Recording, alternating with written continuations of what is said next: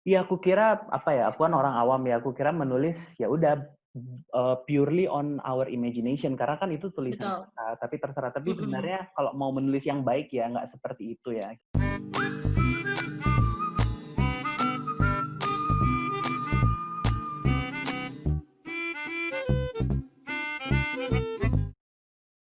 Halo teman-teman, balik lagi di channel Obrolan Pas bareng aku Andre. Dan hari ini aku punya tamu spesial nih. Dia ini dulu teman SMA aku. Dan dari yang apa aku denger dulu, dia kan penulis. Dan sampai sekarang dia masih nulis loh sampai sekarang. Keren banget kan? Nah, mungkin daripada aku ngoceh terus ya, mending kita kenalan dulu deh sama orangnya. Yuk.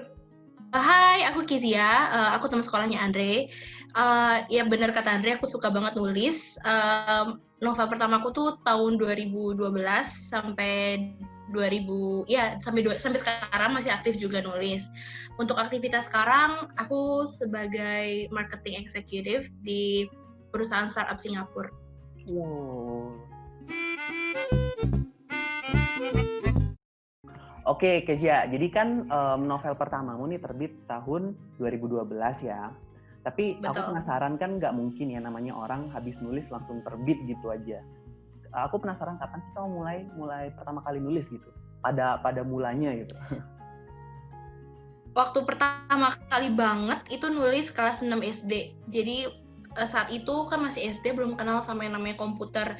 Jadi tuh nulis literally masih di buku tulis. Tau gak sih buku tulis yang kita zaman SD yang catatan yang kecil itu literally definisi menulis pakai pulpen. Karena aku orangnya suka baca ya dari SD, jadi mungkin kesukaan aku baca itu bikin aku pengen nulis. Dan untuk pertama kalinya aku menuangkan imajinasi aku dalam tulisan itu kelas 6 SD di buku tulis. Terus SMP juga udah mulai kenal komputer, nulisnya juga udah mulai di komputer juga. Nah, waktu kelas 2 SMA, itu aku ngeberaniin diri untuk kirim naskah aku ke penerbit gitu. Cuman yang kayak nggak expect apapun lah, setidaknya nyoba. Karena kan saat itu juga susah ya. Masa langsung kayak Andre bilang, nggak mungkin satu kali langsung ngirim, langsung ke terima gitu. Cuman ya udahlah, akhirnya aku udah lupa bahkan aku ngirim. Terus tiba-tiba kita tuh waktu itu lagi ini, Andre, kita lagi ujian tengah semester deh kalau nggak salah. Terus tiba-tiba aku dapat kabar dari mamaku sama papaku kalau karena kan pihak penerbitnya ngubungin mereka duluan kalau novel aku tuh terbit dan berhasil lolos seleksi dan bakal diterbitin. Terus Oh. subsequently at the same year second sama third book juga alhamdulillah terbit. Cuman ya Wih. udah Berarti seneng nggak banget sih pasti. berarti udah dari lama ya. Ini hobi kamu udah dari SD Dari SD. dan kamu lanjutin terus sampai SMA dan bahkan sampai sekarang ya. Keren Betul. banget.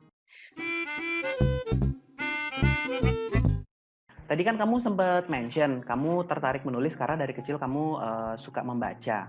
Mungkin ada Betul. alasan lagi yang lain mungkin kenapa kamu suka menulis? Aku orangnya imajinatif. Oh, jadi suka itu ya, Itu kali ya. berimajinasi. Kadang tuh aku tuh kadang kalau lagi ngapa-ngapain, ngelakuin aktivitas sesuatu, aku tuh suka ngelamun. Dan saat aku ngelamun itu muncul imajinasi-imajinasi yang butuh ditulis, kayak gatel aja gitu buat ditulis. Hmm. Jadi mungkin itu yang ngedorong aku untuk nulis. Karena gini loh, aku tuh I'm not the kind of person who likes to interact with social that much. Jadi Mhm. kadang ketika aku di kamar sendirian dan aku nulis, I feel like I'm creating my own world gitu. Jadi titik nyaman aku di sinilah, comfort zone aku di situ. Oke, I see. Nah, dalam kamu menulis itu ada nggak sih tokoh yang kamu suka gitu? Kamu jadikan contoh gitu dalam menulis? Ada untuk di Indonesia mungkin kalau yang suka baca tahu yang namanya Agnes Jessica. Jadi dia itu penulis yang udah ngeluarin buku banyak banget, ada puluhan. Terus dia juga udah nulis naskah FTV segala macam. Itu adalah novel romance Indonesia pertama yang aku baca itu karangannya dia. Itu aku baca pertama kali waktu SMP sampai sekarang. Dan dia itu saking aku seringnya baca bukunya dia, jadi gaya penulisannya dia tuh sangat-sangat mempengaruhi gaya tulisan aku sampai sekarang. Jadi kalau bisa dibilang dia sih yang paling mempengaruhi gaya tulisan aku, gaya aku bikin cerita segala macam itu dia banget sih. Oke. ngomong-ngomong soal tulisan nih, Kes, kan tulisan itu ada banyak ya, ada sci-fi, ada fiction, ada fan fiction, ada historical fiction dan lain sebagainya. Nah, genre yang kamu sering tulis itu apa sih? Romance. Ya. Romance. Sejauh ini titik nyaman aku di situ tuh, Ndre, di romance. Karena kan romance juga banyak kan jenisnya, ada mainstream romance, ada erotic, ada segala macam. Cuman aku lebih sering ke melodramatic. Jadi melodramatic itu dia kayak ada unsur dramanya di situ tuh ada banget. Jadi situ. Cuman aku pengen banget sih satu saat nulis fantasy sama horror dan a little bit of thriller. Cuman aku masih kayak perlu belajar karena itu susah sih menurut aku untuk nulis itu. Cuman someday lah, doakan. Wih, pasti. So, jadi sebenarnya menulis itu kita punya genre kita masing-masing. Kita nyamannya di mana ya? Betul banget. Kayak misalnya nih, mungkin ada yang tahu Agatha Christie. Dia itu adalah mastermind dari novel-novel detektif. Dia juga nulis misteri, cuman dia juga nulis romance dalam nama pena yang berbeda. Itu kan kita kenal Agatha Christie karena novel detektifnya. Seperti itu, setuju banget makanya sama katanya Andre bahwa seorang penulis itu ya ranahnya emang dalam genre tertentu.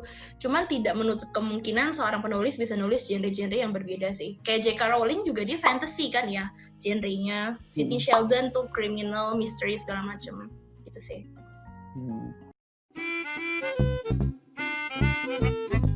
Oke, jadi tadi kan kamu sempat cerita juga ya kalau kamu kadang-kadang sering melamun gitu ya untuk mendapatkan inspirasi. Bisa jelasin lebih jauh nggak melamun seperti apa? Karena kan kalau aku ngelamun kadang-kadang ya udah kosong aja nggak kepikiran apa-apa. Kayaknya kalau Keja ngelamun nih berwarna sekali nih lamunannya. Betul. Banget. Paling parah itu kalau misalnya jadi aktivitas aku itu sangat mempengaruhi gimana caraku mendapat inspirasi untuk menulis. Seperti contoh kalau aku mau tidur, itu ide-ide bermunculan tuh udah kayak apaan tahu. Terus kalau aku lagi jalan-jalan sendirian aku sebenarnya in fact aku tuh seneng banget jalan sendirian, especially kalau ke mall. Kenapa? Karena aku di sana bisa sekalian doing story research gitu untuk karakter development. Jadi itu penting banget untuk research. Misalnya aku lagi ada di mall, aku ngamatin nih orang-orang tuh body language-nya seperti apa sih, karakter fisiknya seperti apa, cara dia berbicara, cara dia berinteraksi. Kita bisa tahu juga pola pikirnya dia seperti apa, karena itu tuh yang aku catat di dalam pikiran aku untuk nanti kedepannya karakter development di saat aku nulis. Nah, tapi kalau saat aku melamun, misalnya nih aku lagi kayak nggak ngapa-ngapain, terus aku mikir kayak, kalau misalnya si A ini tiba-tiba ceritanya misalnya nih ketabrak B, terus nanti dia begini-begini, itu kayak seru deh gue jadiin cerita. Itu bisa jadi ide, cuman harus didasari sama premis tertentu. Misalnya aku lagi nonton nih, untuk apa ya kisah ceritanya, misalnya di sebuah cerita tokoh A dia nggak ambisi, jangan itu terlalu drama banget ya. Misalnya yang tokoh A dia orang kaya banget, terus tokoh B ini orang miskin. Itu kan adalah sebuah premis tuh gimana sih kaya sama miskin ini akhirnya bertemu dan berakur atau jadi seorang pasangan. Terus aku mikirin, kalau misalnya kita coba premis lain kayaknya seru deh. Gimana kalau ternyata si B ini jahat atau si A ini jahat, terus ada gini, ada interaksi-interaksi lain. Harus didasari sama premis tertentu sih kadang kalau ngelamun itu, terus imajinasinya berkembang. Oh, jadi nggak sekedar apa ya, lamunan dan hayalan aja ya. Jadi kamu untuk mendapatkan inspirasi harus ada premis tertentu. Ya aku sih waktu itu editor aku pernah bilang, kadang saat aku lagi mengalami yang namanya writer's block itu ketika seorang penulis nggak tahu harus nulis apa lagi di dalam karya yang lagi dia kerjain, itu namanya writer's block. Editor aku bilang, kamu kayaknya harus banyak-banyak nonton film sama drama Korea nih biar kamu bisa dapat banyak inspirasi. Cuman tidak, maksudnya bukan ngikutin ya atau nge-copycat tuh enggak, at least dapat imajinasi yang kita bisa dapat inspirasi yang bisa kita kembangkan lagi sendirinya ke depan. Oh, keren ya. Iya, aku kira aku kan orang awam ya, aku kira menulis ya udah purely on our imagination karena kan itu tulisan kita, tapi sebenarnya kalau mau menulis yang baik ya nggak seperti itu ya. Kita tahu juga seperti apa sih di luar, jadi tulisan kita nggak terkesan terlalu, iya benar, ngasal banget.